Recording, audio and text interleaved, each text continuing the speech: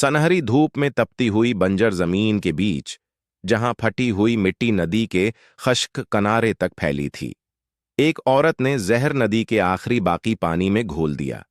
इस सूखती नदी के किनारे, जहां मुरझाई घास भी नजर नहीं आती थी, सारी मछलियां और कछुए मरकर फटी हुई रेत पर बिखर गए।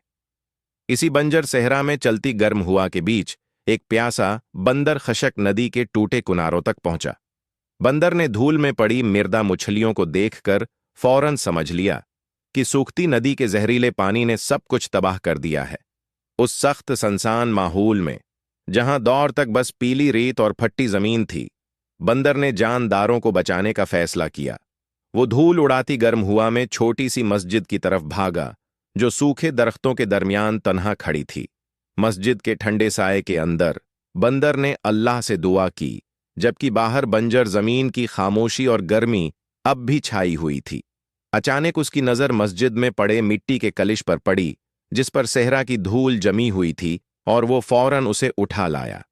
बंदर फटी हुई जमीन और रेत की लहरों के बीच से गुजरता हुआ दोबारा खशक होती नदी तक पहुंचा। इसने कलिश का पाक साफ पानी सूखती नदी में डाला, और कुछ देर बाद बंजर माहौल में एक हल्की नमी उठने लगी, जैसे जिंदगी वापस आ रही हो। जब मछलियां और कछुए दोबारा हरकत करने लगे और जमीन में नमी की महक फैल गई, तो बंदर फटी हुई रेत पर बैठकर रोने लगा, क्योंकि मैंने अपना काम कर दिया और इन लोगों ने मुझे लायक और सब्सक्राइब नहीं किया।